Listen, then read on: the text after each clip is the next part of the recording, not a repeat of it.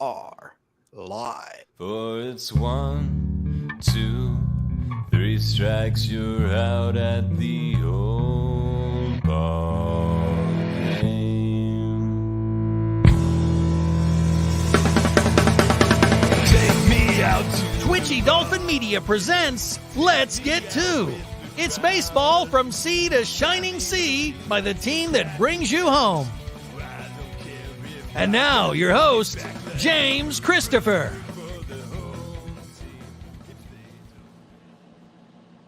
We are back. We are live. We are coming at you. Scotty Mack, who's being roped into being my permanent live co-host.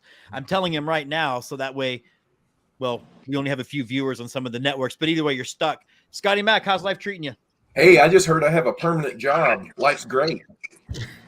Also, your Cardinals have rallied since we had the last live episode. If we've got, 11 out of 15, they win. Here's the other crazy part. Remember how they said they weren't going to have Wilson Contreras anymore behind the plate? And then they add him behind the plate. The 4 games we've lost, Andrew Kisner, the backup catcher, has been catching. So I'm just saying, we're winning 11 out of 15, and our management still doesn't know what the heck they're doing. So I'm just... I quote Cousin Eddie, falls in a well, eyes go cross. Kicked by a mule, eyes go straight. I don't know.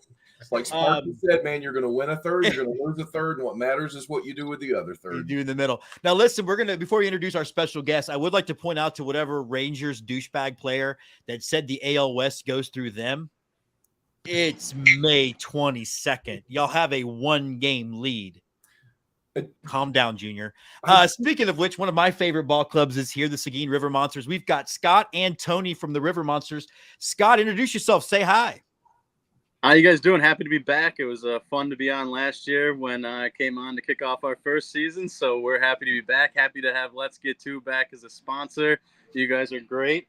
I figure I will do the official reveal if that's okay. Yeah, and then I'll follow it up with that. Yeah, for it. Let's do it. But we got the hats this year. We got the nice stitched on patch, and then we got the Let's Get Two. Sorry, getting the glare there. We got a nice Let's Get Two patch here on the side. Oh, geez, I can't work a camera, I guess. Don't worry about it, because you know why, Scott? We can do this. Boom. Oh, there you go. You already saw. So look at that. This is on the way for you guys. So we're pumped about it. It looks awesome, and thank you very much. Thank you for being a supporter of us. It means a lot. It was easily one of the coolest. I like the glow effect it had for the logo, Jim. That's how we work. And now we've also got the guy who's going to be running the show on the field, Tony Perez. Tony, how are you? Good. Thanks for having me tonight. And also, we really appreciate the caps. I already got one, and very nice, very nice. Tony, let's start with you a little bit, because I'm curious what brought you to the River Monsters to decide to manage this team and try to go win a TCL championship.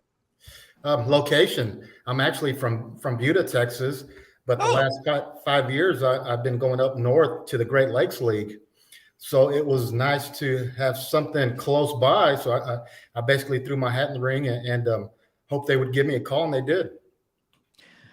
No, I mean, that's awesome. Yeah, because I'm obviously in Austin, so I'm not very far from you right now. We could have done this together. All right, Scott. We're going to call you River Monster Scott. So yes, we don't that sounds good. All right, man. You guys had to, I understand you guys are pretty in the Army, we call them after action reviews. You probably picked apart season 1 from an outside perspective. I think you can't decide it was anything but a success. What did you learn from season 1 though? And what are you looking forward to as far as how season 2 is going to go? Yeah, we like to think of it as a success too. We had a lot of fans, asking if we were coming back for year 2, and that's, something you really want to hear. And, so we were very happy outside of the baseball part of it as to, how things went for year 1. And going into year 2, it's just we're super excited. We're a week out. Everything's, just a little smoother, a little rolling in a little better.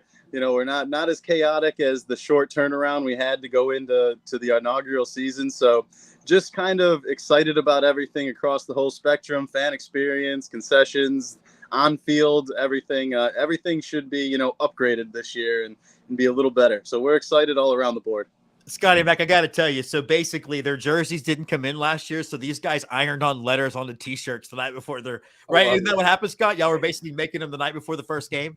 That is pretty much what happened. Yes, we have a heat press that we ordered on Amazon, and we were just pressing t-shirts and making jerseys prior to our opening night. And anything that came across, we just kind of dealt with and pushed through. In baseball terms, we were dealt a lot of curveballs, and sometimes you get jelly leg, but sometimes you hit them. And we like to think we dealt with the curveball pretty good.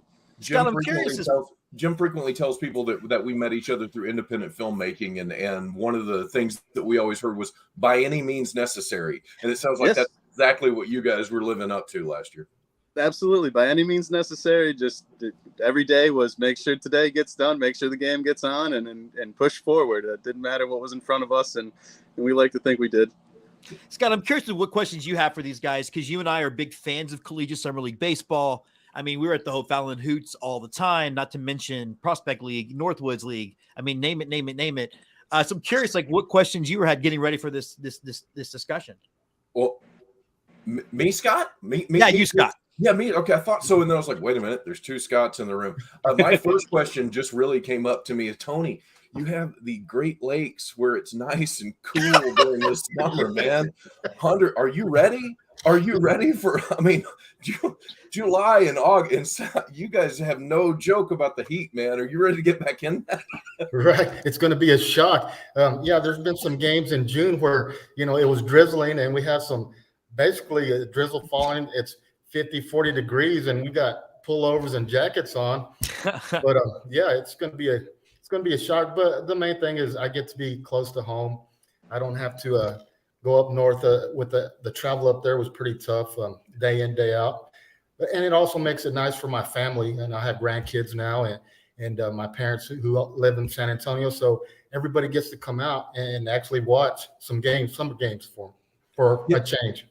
Now for you guys, every collegiate league is a little bit different how you get players, right? Some of them, the teams themselves are really focused on getting players. Others are dispersed throughout the league. What's the process been like for you guys? Well, for me, I just go back to the connections I've built over the many years I've been doing it, and just call the same guys, and you trust their eyes, and of course they come from good schools, and they put out quality players. So I lean on those guys. I start making those phone calls in September, October, November, and December, January. We want our team complete or pretty much close to complete. That's smart. Takes a lot of the guesswork out of it. So Scott. For you, I mean, what did you learn in year one going into year two that you're like, okay, this is something we're definitely doing again, or, oh boy, this is something I'm definitely not doing again? Were there any of those gotchas? And I preface this, Scott, that we've all joked about getting our own collegiate summer league, so we're going to jot these down if you don't mind. Yeah. This is being recorded, right, Jim? Right. As far as anything that was no, we're not doing that. I don't think we had anything like that. We did, have the huge snag last year where we went into the beginning of the season with no beer sales. So this year we are fully equipped with our liquor licenses, our permits, and everything. So that's one thing that is, been a big part of this season coming in is, we have our beer deals that we're lining up and promoting and, trying to bring that summer ball atmosphere to the ballpark. So learning a lot about the operations of the running of the game is something that was the big learning curve for us, making sure that, we got the volunteers staffed and we got the merchandise part covered. And like I said, beer, concessions, all of the in-game operation stuff was definitely the big learning curve. As far as now on the field, Tony is such a good head coach that we're really happy that's going to take care of itself, I think. And we're just kind of, it was an overall learning experience. I don't know if there's anything specific that really jumps out. It was just everything. Now, did you guys know each other before this coming preseason, or are you guys just starting to work together, you and Tony? Yeah, no, this is a new relationship. Tony was one of the coaches that came in on our coach application form. We had a few come in, and then and Tony really stood out. And since day one, it's been all on the up and up with Tony, and we've loved every minute of it. So we're really excited for him to be at the helm. Yeah, from Tony, here, check. sorry Collegiate Warbat experience, check. Yeah, he kind of checks all the boxes. I'm sorry. Go ahead, man. No, I was curious about that because, Tony, you have experience all across collegiate summer league. Was there any part of you thinking, okay, this is only a second-year operation? Who knows how well-oiled the machine was going to be, or had you heard enough good reviews from them that you figured they were here to stay? Well, I just saw their excitement when I first made contact, and just having conversations, emails, their excitement, their love of the game. It made it easy for me to decide to stay home for a summer, or hopefully many summers as we build it, And but yeah, I was just excited that they gave me an opportunity to talk, and eventually I became the guy that they chose. Another question for you then, Tony. I'm really interested to get y'all's fingers on the pulse of baseball at large, right? What kind of game are y'all going to run in the TCL? We've seen differences across the gamut, right? From college baseball, which feels like what baseball Scott and I, and I'm assuming you too, Tony, grew up watching, versus what we have now in the majors. Where do you see not just the TCL, but specifically the River Monsters, and what kind of baseball they're going to play? Well, we're going to try to mimic definitely the minor league system. With the schedule, it's tough, and a lot of these guys are going to figure out that their bodies are going to break down. The nightlife needs to probably be shut down, and yeah, I mean, it separates. It basically separates those guys that can and those guys that think they can. But again, it makes them wake up to the fact that maybe it's not the road, at least pro ball, because that's what we're looking at. The ultimate goal is to get guys to the highest level, pro ball. And so we're going to try to mimic the minor league way of doing things. Everybody's going to be accountable, daily work, weightlifting, agility stuff. We're going to really push that, because if they want to go to that next step, that's the life that they have to lead. It's a very good point, because a lot of people forget that we're talking about these are kids, 18, 19, 20, 21. This is their summer, right? And instead of partying, these are guys that are committing. And you're right. You separate the ones that want to be there from the ones that think they want to be there. Right. We don't want projects. We want prospects. So those are the guys we're hunting, are the prospects, and guys that want to make that. And again, pro ball is, 1 in a million, 1 in several million, whatever it is. But that's the goal. We want those guys that are hungry and ultimately want to reach that next step. I'm curious from either one of you guys, how much of it, when you look at the baseball landscape at large, and do you see, okay, the draft is shorter. These leagues in many ways have become so much more important. Is that part of y'all's math when it comes to putting some of these teams together? Definitely. I mean, a lot of these guys a few years back, would have been, 30th, 35th, 40th, whatever, the rounds those late round picks. And a lot of guys that are playing in these leagues now that are juniors were just a few years back, guys that would have been taken in the draft. And eventually some of those guys would have made it to the major league. So it's a whole different world. Scott, do you want to add on to that? Yeah, not too long ago, a guy like Bryce Miller was pitching in the TCL. Now he's mowing down people with the Mariners. So there is a potential for a quick turnaround from this level of baseball to, the highest of the high. It was just, 3.5 years ago that he was pitching in the Texas Collegiate League. And, now he's pitching at the highest level. So, you find those guys that can understand what they're playing, the potential level that they're playing at right now and what they have in front of them. You can hopefully get the best out of them. Scott, did Yeah, you have anything else to add on that? Yeah, one thing I wanted to throw in also, I mean, so most of our viewers are and listeners, they're educated and they know this, but these kids are coming off of what, a 45 game college schedule in most cases, and then collegiate. Are you guys at a 60 game schedule also down there, or is it 45 or 48 game schedule throughout the 2 48? months? So really, I mean, you're looking at kids that for the first time in their life, for some of them, they're going to play close to 100 games. I mean, and that's a lot, especially when it's 110 degrees out there. I was curious from Scott from last year. Did you guys get any natural rivalry? Is there any one team that you've circled on the schedule? I'm like, Tony, beat these guys, man. Or does Scott? Does everybody circle the same team? Right. Well, so we don't have a necessarily rivalry yet for us. We have to beat the Baton Rouge Rougarou. We went 0-6 against them last year, so we need to get our first win against the Rougarou. We can't keep the losing streak going. The rivalry that I do think will be there is Victoria. It's a close proximity. Victoria has a unbelievable built-in fan base from their years in the TCL. They have some true Generals fans who actually made trips out to Seguin and were in our bleachers cheering for them. The atmosphere at Victoria is very fun, so I expect the Generals and River Monsters to be kind of that TCL rivalry. What about the team I always think about is the Brazos Valley Bombers, which has kind of been like the juggernaut of that league. How excited are you to get after those guys? Because it feels like if you beat those guys in a season series, that is a statement. Yeah, so that's not necessarily in terms of like a rivalry, but the Bombers are the bar. You know, they set the bar for the TCL year in and year out.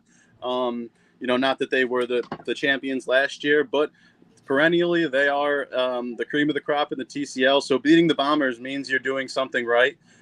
So anytime you can beat them is good. That's fun. Yeah, I definitely dig it. How much baseball are you guys able to watch during the season? I mean, I got to imagine, like, I asked this question almost knowing the answer just from all the years Scotty Mack and I have covered minor league baseball and know how much it's a 15-hour-a-day job. But are y'all able to kick back and watch a little baseball? And I'm curious, Scott and Tony, what teams do you root for? Tony, you can go first. Just being close to Houston, I like the Astros. I like yeah, there you go. Bregman, Altuve. It's a fun bunch to watch. And yeah, so I try to keep up with them. There you go. But ultimately, I'm just a fan of the game. So I'm watching highlights when I get home. You know, you get done we get done late. And if we're playing a whole game, I'll just sit around and watch highlights of the day and just kind of keep up with what's going on in both leagues. But especially here coming up with, a lot of our kids are going to be playing in conference tournaments. So ESPN Plus, it's been big for me this spring, just watching our kids on TV and seeing some highlights from some of those guys that were able to catch games. And of course, with the College World Series and the Junior College World Series, I try to keep up with as much as I can, all levels. How about you, Tony? I'm a Mets fan. So cool. So I actually last year I made my first trip to Minute Maid, the 2-game series. The Mets were in Houston, so it was very, very cool to see them at Minute Maid last year. You know, in season, as far as, you know, tuning in 2 games, you know, you don't really do that much, but I'll always be tuned in to how they're doing and tuned into the whole scope of Major League Baseball. Like Tony said, when you're unwinding at the end of the day, or, you know, you wake up in the morning and you check over the scoreboard, see how things are. I have a fantasy team, and I do a season-long baseball, an MLB pool. It's called the 13-run pool. It's just a random pool where you get a random team, and it, you know, I follow that along. So certain things that keep me tapped into Major League Baseball during the season. But like Tony said, I've never been more tapped into the college scene with ESPN Plus. I find myself now that goes on the big screen and the Mets will be on the computer, the small screen, and, you know, I'll be scanning the college games that are on there because you just get pretty much access to all of them on every night. They're all up there, and it's cool. We get to watch a handful of our guys coming up to the season. So it has been college baseball heavy the past couple months for sure. I guess it's also pretty cool to be able to see your future players and see what you keep up with what they're doing for their colleges. Yeah, it's very cool. The other night I was watching Texas A&M Corpus Christi versus Nichols, and it was one of our players, Chance Reisdorf on Corpus Christi and Garrett Felix on Nichols. We're playing against each other. Both had a couple hits, 2 RBIs. Chance threw a couple guys out on the base pass. It was fun watching them out there. Yeah, it shows what kind of life I have also, Jim, where it's late on a Saturday night and I'm watching, I'm in the middle of Missouri watching UT Rio Grande play Central Arkansas or something. I mean, but that does lead me to a question, because we talk about technology. Tony, coaching these kids nowadays, this is a little bit different, right? This isn't like when we played. There's not, I didn't have TikTok video, right? We're talking to Jim earlier about TikTok. How different is it for some of these kids who they want to make sure that they're getting a social media presence out there also? Do you have to factor that into how you coach them? We try to manage it, of course, but we know that with me, technology, sometimes it's overrated. I grew up playing college baseball late 80s, early 90s, so definitely a different world. But again, I understand that they want to get that video out, and we'll have an intern that maybe can take their at bats or whatever. I'm good with that, as long as it's benefiting the kid. It's not putting our name in any bad situation. I'm good with that, and especially if a guy just wants to see what his mechanics look like, and they're sending that video back and forth to their coaches, I'm good with that. But again, the exit velos and the exit velocity, just all that craziness nowadays, it can be overwhelming. Yeah, I remember playing with guys that were in their head because they'd release it. If we were playing somewhere, I played D2 ball, NAIA that turned into D2. Right. But if we were playing somewhere that had a radar gun, guys would release it and then be looking back over their shoulder to see how hard they threw them. I can only imagine what it's like nowadays. Yeah. Funny story. Last summer, we were playing the Lima Locos, and we had a kid, probably 87, 88, 8-ish.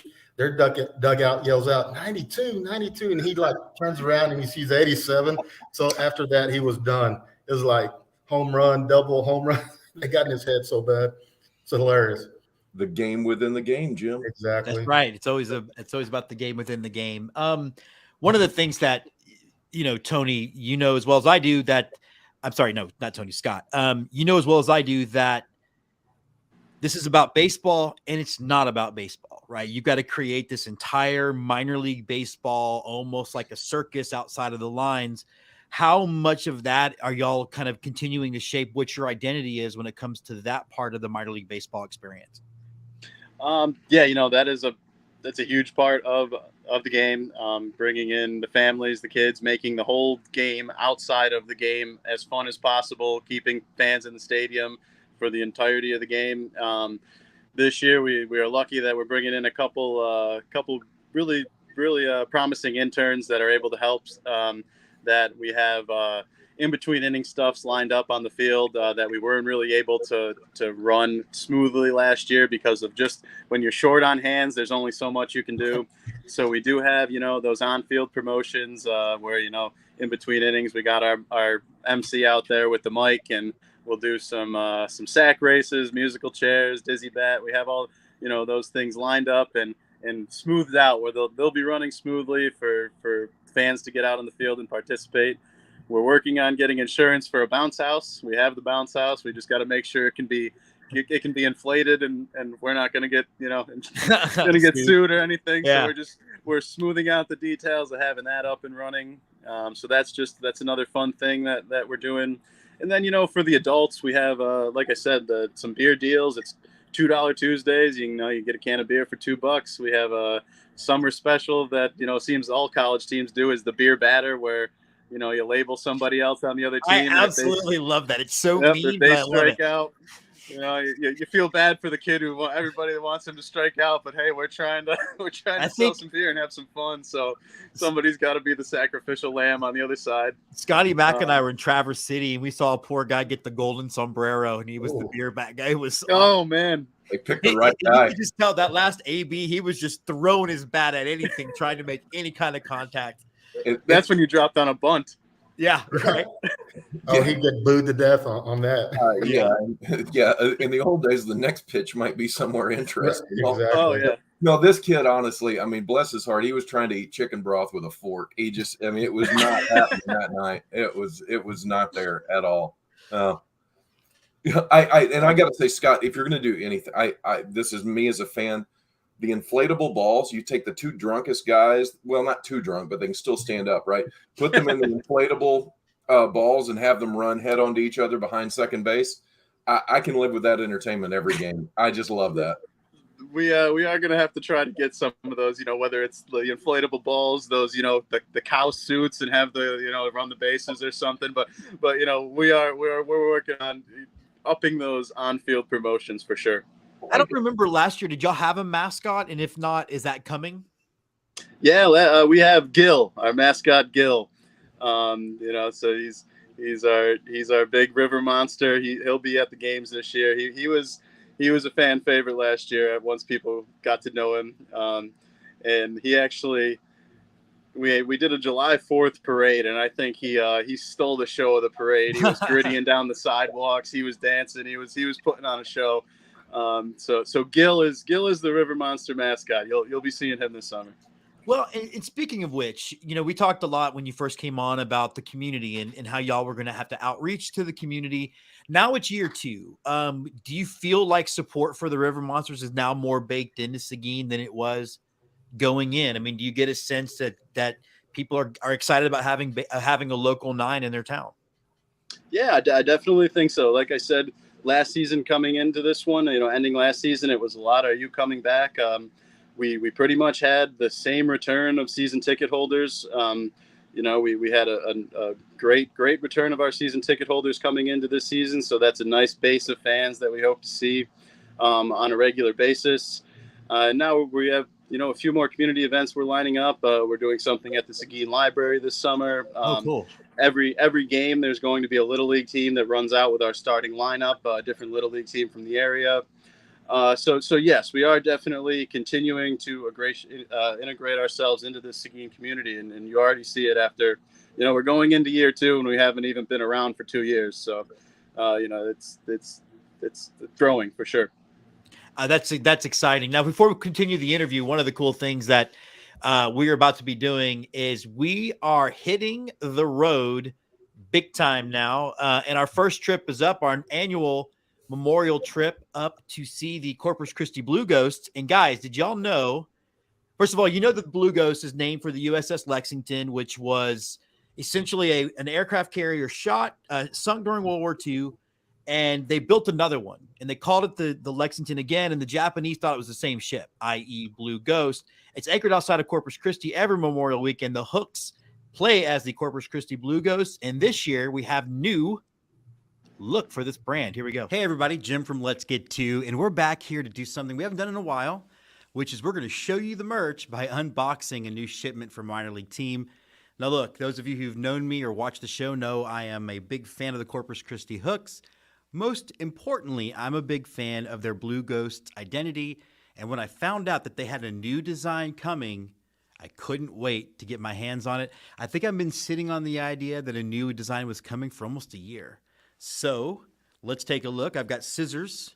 I won't run with them because reasons. And I've started opening it some so that way you didn't see me awkwardly struggle with the box, although that might still happen. Okay.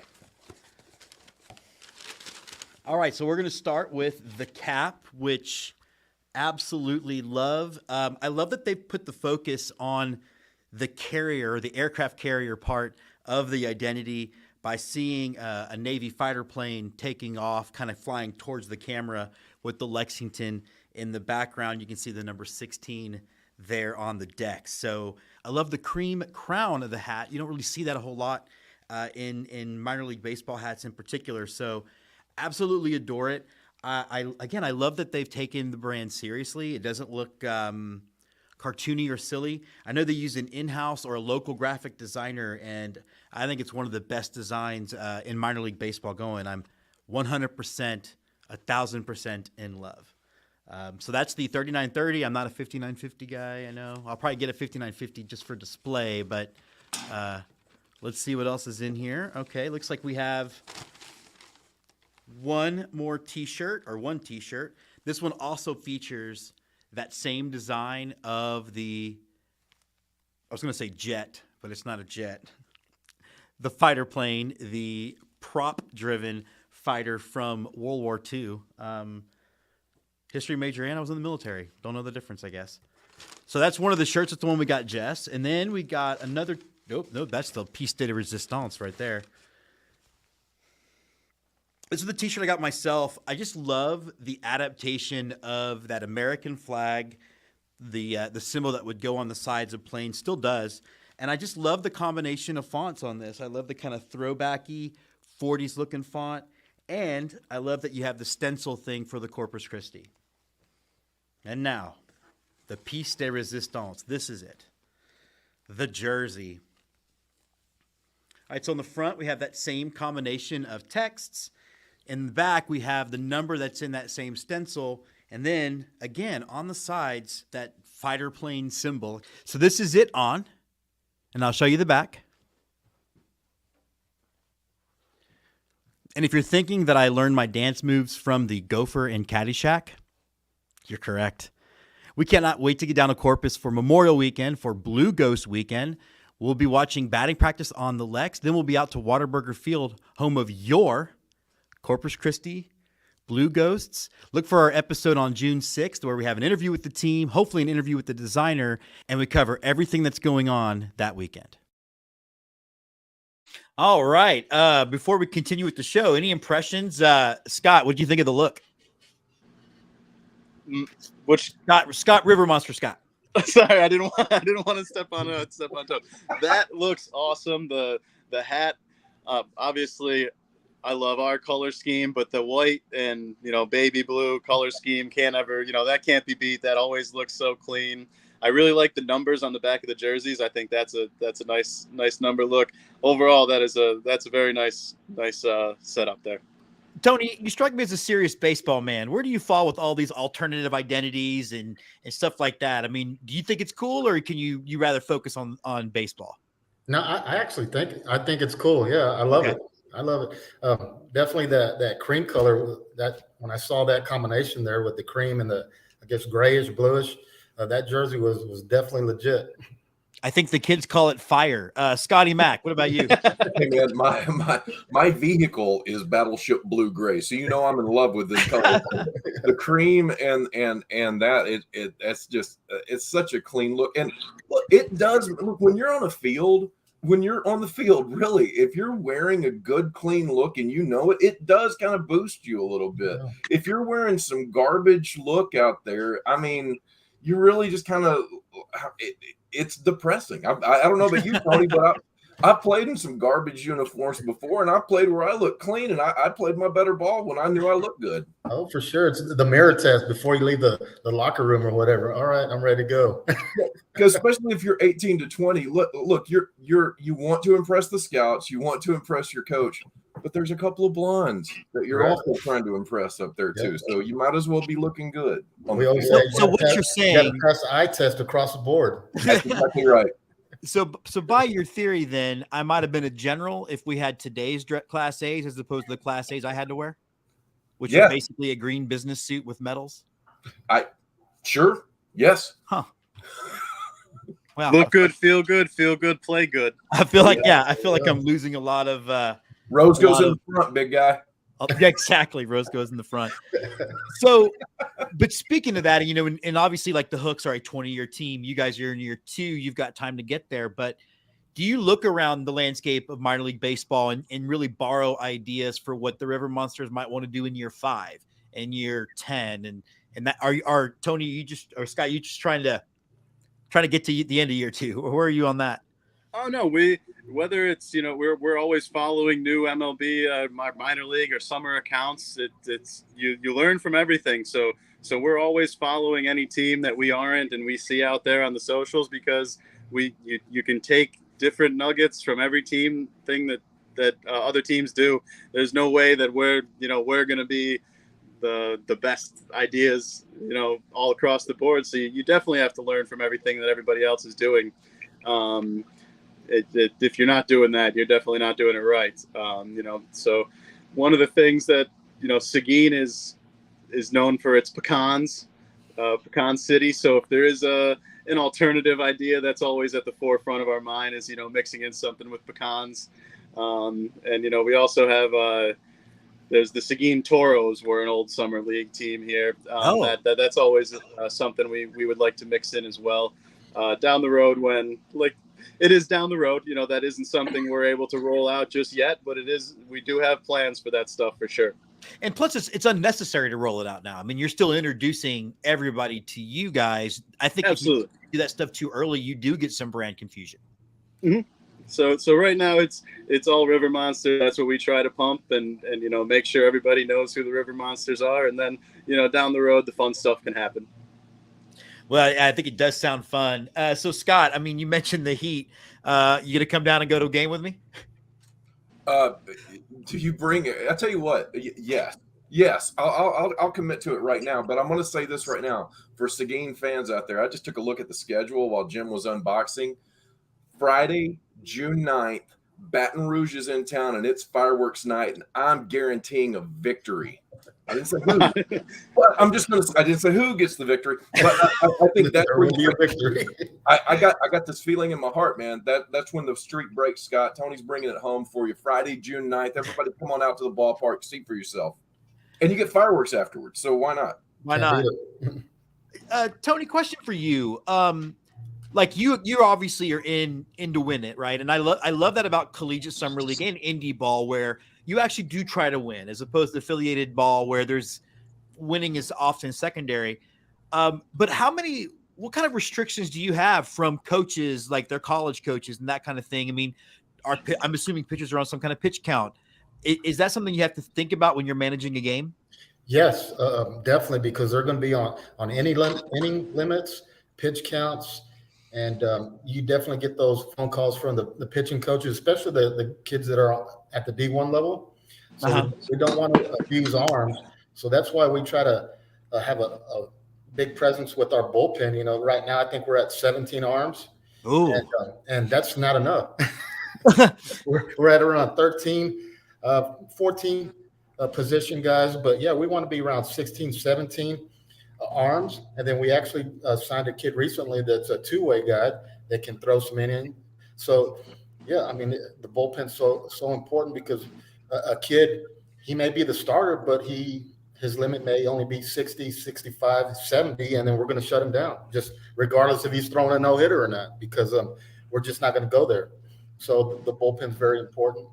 But, yes, we also have some guys scheduled to come in July as well, because as guys get shut down, those guys will start filling in.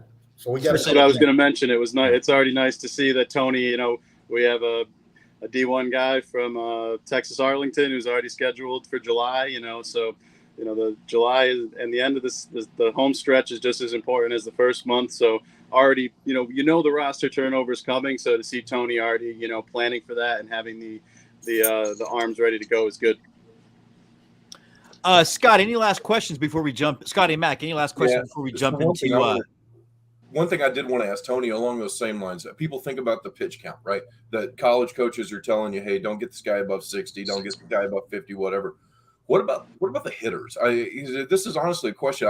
It's always gone to pitching with me, but what about the hitters? How much dialogue do you have with their coaches? Are they saying, hey, I want this guy working on a certain set of things during the summer, watch out for this? Do you get much input with the college coaches for the position players? Yeah, they give us some ideas, but I mean, we're definitely not going to try to change mechanics or the type of game that they play at their school. We'll give them some advice, some tips, maybe a tweak here and there, but we're not trying to change their whole philosophy, their approach, because again, you start doing that and those coaches don't return your phone call. But I try to be around 13, 14-ish tops with our position guys. That way everybody gets their at-bats and everybody gets that 1 or 2 days rest. That's important to stay healthy throughout the season. Yeah. All right, gentlemen, as we begin to wrap up the show, we're going to play a little rapid fire, okay? We're going to let Scott go first and then Tony on question one. And we're going to serpentine, like it's your fantasy football draft. We're going to serpentine it. All right, first things first, sort of a sad question, Scott, for you. Oakland moving to Vegas, now most likely. Any thoughts about that? I'm very sad, for Oakland. The prospect of a MLB stadium on the Strip of Vegas is definitely cool, but you don't want it to be at the expense of the A's. All around social media was the video clip of their reliever. I think it's Chad Balfour, who used to come out to the Rage Against the Machine, and the whole stadium was rocking out and going crazy. So Oakland's got it in them, so it's sad to see him go. Tony, how about you? Yeah, you see the history, especially growing up watching those teams, the Bass brothers and all the run production they did in the late 80s, early 90s, and all the history. Yeah, you just hate to see that. But again, if the city's not going to invest into the team, then eventually it just gets to the point that you have to do something. Yeah, I mean, I think people find their person that's to blame, and I honestly think both are all of the athletics, MLB, and the city of Oakland to blame, and of course the people that are powerless are the ones that they're going to ask to support that team, right, which is always the downside of it all. All right, let's have a little fun now. Tony, you're first. What is your favorite part of the off season? Favorite part of the off season? Golf and fishing. Scott, how about you? I'm with you. I'm with you. I got to go with golf as well. He stole my answer. It's golf. All right. I don't get to swing it much in June and July. So once the off season comes, it's on the course. So I got to bring my clubs when I come down, Jim. That's all I heard. That's all I heard too. We got a course right behind Smokey Joe. We can get 18 in and then go watch some baseball. You can do your best Tin Cup impression, which is a movie I now need to watch. All right, Scott, Godfather 1 or 2?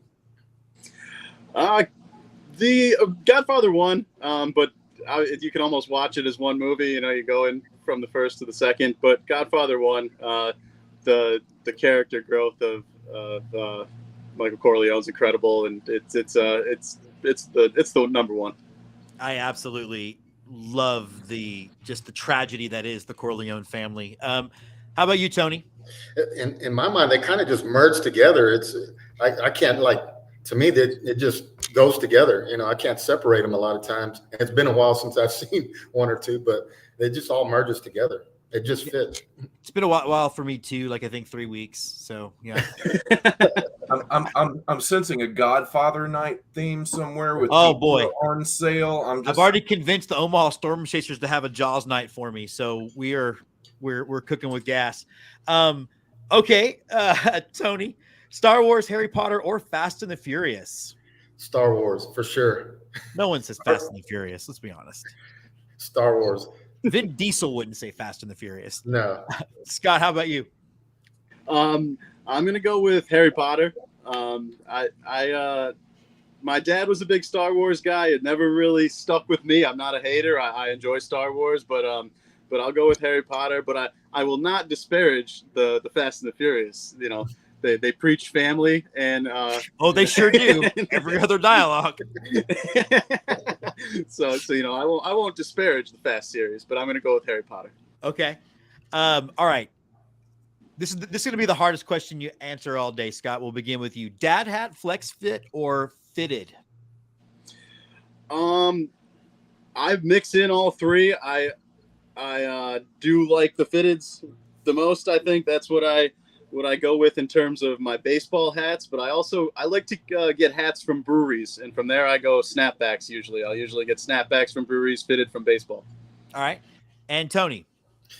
With the high schools that I've been involved with over the years, it's always the flex fit, because that's the deal that you can make. The budget wise, it comes down to budget for me. Yeah, fair. All right, last question then. Tony, I'm very interested in your answer.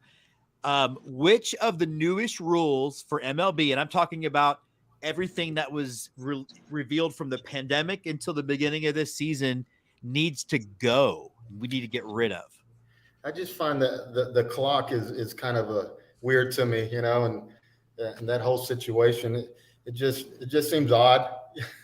I mean, they're what it's taken away maybe 15, 20 minutes from the game. Yeah, to me, I don't know. Well, I'll say that, when I'm watching it on TV or following it on the computer, fine. When I'm there, the Palm Beach Cardinals played an hour and 45-minute game 2 weeks ago. That's not a baseball game. And if we're supposed to love this thing, why are we in such a, what I want less of? Things I love. I want fewer Star Wars. I would love to have fewer, I just don't get it. It stresses me out. Yeah, I'm more traditional in that sense. Just let it play, let it pan out, and games where the pitches are just dealing and locating. Well, those are going to be 2-hour games. Yeah, games where you're hitting, they're going to go slower. How about you, Scott? I agree with Tony there, but I don't like the rule where you only have a limited amount of times to check on a runner at first base. I don't like rules that completely kind of change the fabric of the game that's being played. Like that affects stolen base numbers throughout history. Like it affects how the actual game is being played.